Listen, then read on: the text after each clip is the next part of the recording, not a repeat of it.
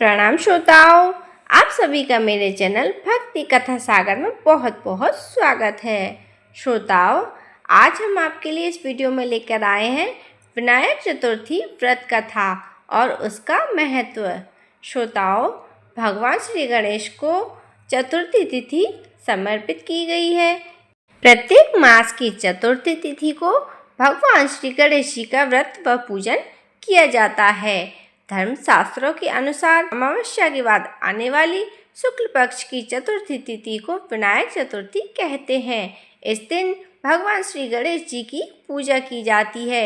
वे सभी दुखों को और कष्टों को हरने वाले देवता हैं। इसलिए भगवान गणेश को प्रसन्न करने के लिए विनायक चतुर्थी व्रत किया जाता है। श्रोताओं, विनायक चतुर्थी के व्रत कथा के अनुसार एक समय की बात है, भगवान भोलेनाथ और माता पार्वती नर्मदा नदी के निकट बैठे हुए थे।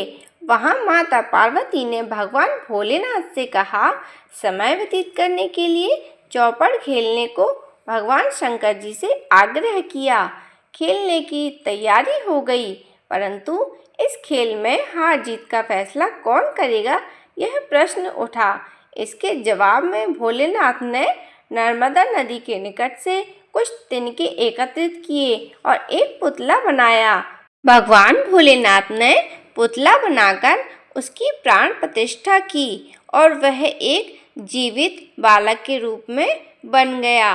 भगवान भोलेनाथ ने उससे कहा, बेटा, हम चौपड़ खेलना चाहते हैं, परंतु हमारी हार जीत का फैसला करने के लिए कोई नहीं है। इसलिए तुम बताना कि हम में से कौन हारा और कौन जीता। यह कहकर भोलेनाथ और माता पार्वती ने चौपड़ का खेल शुरू कर दिया।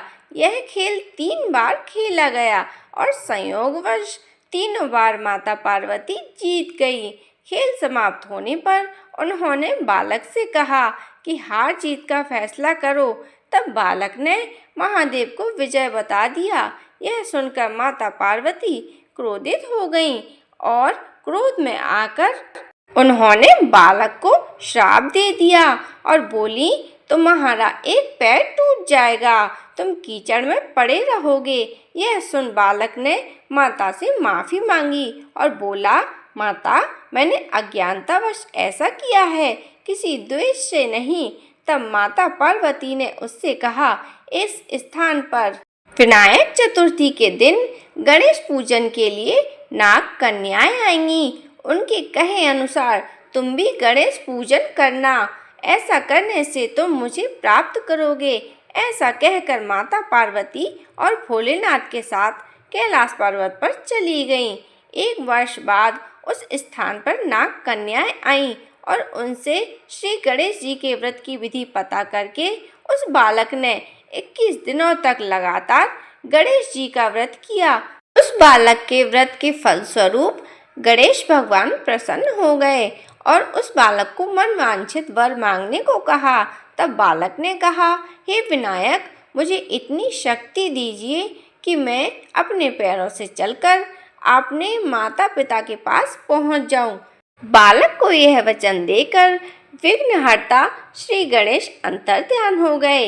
इसके बाद बालक कैलाश पर्वत पर पहुंचा और वहां पहुंचने की सारी कथा उसने महादेव को सुना दी। उस समय पार्वती जी महादेव से विमुख हो रही थीं।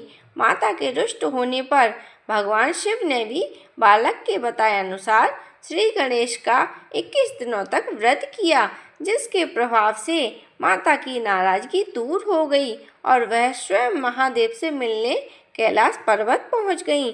वहां पहुंचकर उन्होंने शिव जी से पूछा, आपने ऐसा कौन सा उपाय किया है जिसके फलस्वरूप मैं आपके पास आ गई। तब भोलेनाथ ने विनायक चतुर्थी का इतिहास उन्हें बताया। यह सुन माता पार्वती ने अपने पुत्र कार्तिकेय से मिलने की इच्छा जताई और इसी इच्छा से उन्होंने भी 21 दिनों तक विघ्नहर्ता श्री गणेश का व्रत किया और पूजन किया। व्रत के 21वें दिन कार्तिकेय जी स्वयं पार्वती जी से मिलने आए। कार्तिकेय जी ने यह व्रत विश्वामित्र जी को बताया।